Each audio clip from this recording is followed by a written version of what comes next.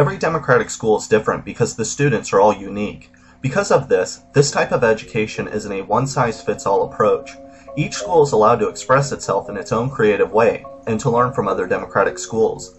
Because the organization isn't enclosed, education becomes highly fluid and dynamic.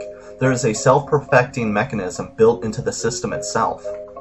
I don't think the actual act of teaching is what's poison. I think the act of forcing it upon someone. Like, I think if you actually go to the person and want them to teach you, like in my coding class right now, Michelle, the person who's teaching me, doesn't really even know. I actually think I know more than she does at this moment. If we could all just brainstorm with each other, and if we wouldn't have the creativity beaten out of us at an early age, you know. Either they'll default to the directory you're in. I am a fan of algebra. It's fun. It's just really cool figuring out how you can make an equation this long turn into something this big and have an answer. It's, you know, it's enthralling. If your heart isn't in what you do, you'll never learn it. You just won't.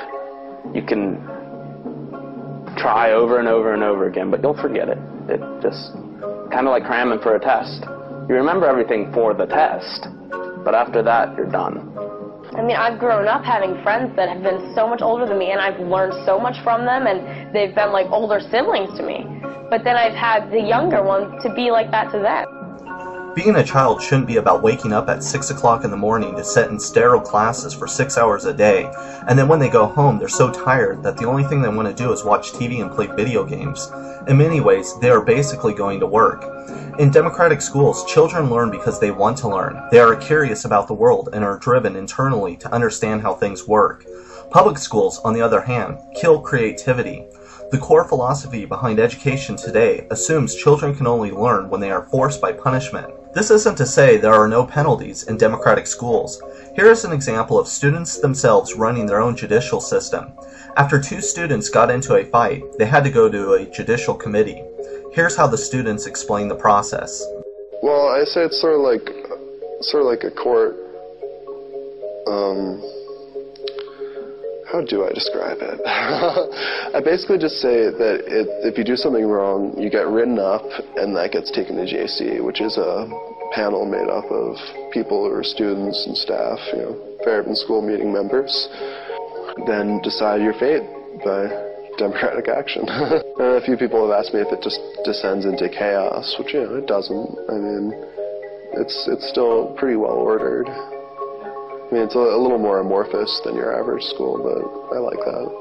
Things don't really get that cold and calculating here at Fairhaven. Your friends, or at least acquaintances that you're trying, you know, but you obviously don't let that get in the way of your decisions. But it still keeps you from just turning it into some kind of bureaucratic machine. Is there any further discussion on charging Grant with dangerous activity? All in favor? Opposed? Abstaining? That does not pass.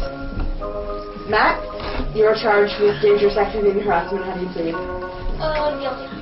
And how do you plead to harassment? Guilty. Okay. Guilty. Thank you, Grant. Any sentence ideas from either? Matt, I recall you had one. I was thinking maybe if you would agree to mediation.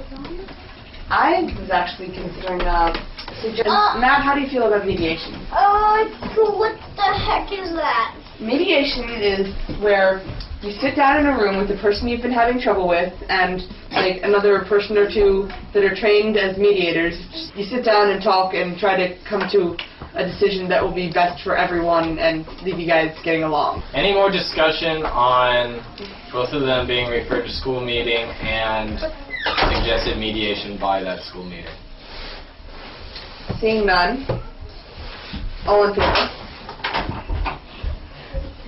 Opposed? Abstaining? You guys are referred to school meeting, and it's recommended that you get mediation before that. So you guys can come sign, and I was not on JC, simply sitting and observing. And I saw that he was getting upset, and I was sort of torn. Half of me was saying, oh, I wish he wouldn't be upset. The other half of me was saying, well, he did deserve it. He did nasty things, and now he's getting in trouble.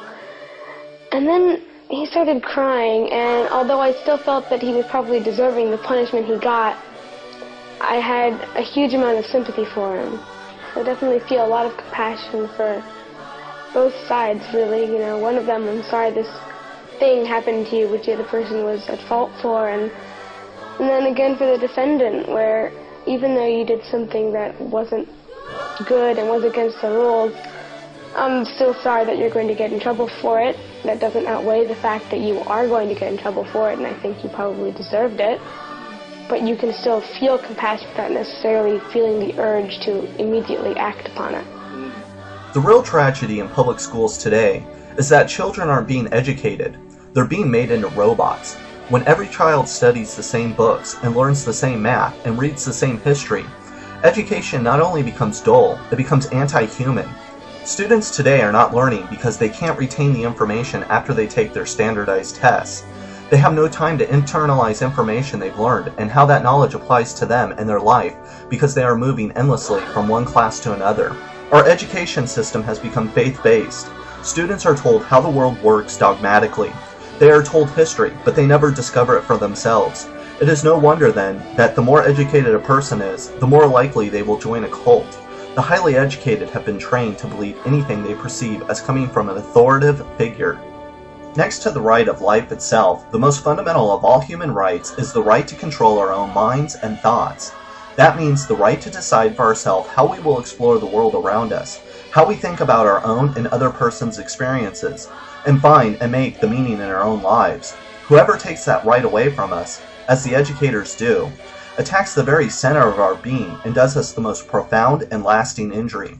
They tell us in effect that we cannot be trusted even to think, that for all of our lives we must depend on others to tell us the meaning of our world and our lives, and that any meaning that we make for ourselves out of our own experiences has no value. There is an alternative. Democracy can prevail in the classroom. If anyone asks me where I go to school, I have like this sort of standard response. Well, I go to a school called Fairhaven. It's democratically run. For example, you get to elect whether or not the staff gets to stay. This school meeting today is they're trying to pass a rule that you have to get a parent approval on a sheet that says I am allowing my kid to go down to the stream, which I'm totally all for. None of these kids were told what to do. Instead, the system works organically, unlike state-run schools which have to be imposed from the top down. Democratic schools, in many ways, represent left libertarianism. Without hierarchy, even small children don't descend into chaos. Because there are no restraints, the child is allowed to grow unhindered into their natural state of being, expressing the nuances of their surroundings and their own internal states. There is something insanely wrong with our public educational system. We as adults are robbing our children of their innocence, putting them in antiseptic boxes, crushing their creativity, treating them as soldiers for the private sector. Children today are nothing more than commodities to be used, sold, packaged, indexed, examined, and judged. The public schooling system is nothing more than an anti-life institution. We ask, what happened to our children? Why are they so decadent? Why do they do nothing more than watch TV and play video games? But how can we blame the young when they see our lives, when they see mom and dad going to their job for 8 hours a day, when people look more like zombies than substantive beings, when every day is routine, when people are too tired to spend time with their own families? It's not just the public educational system that's screwed up. It's us, the public. We have no choices in life, no say over our own being. We are crushed by a system that cares nothing for us. Public schools should not be assembly lines pushing out cookie-cutter people who go on to live in cookie-cutter homes, who think in cookie-cutter ways. When we inherited a system of education based on hierarchy, we built our society based on that model. We need to create a new democratic education so future generations are able to live in a society that cares for them, one based on our democratic ideals.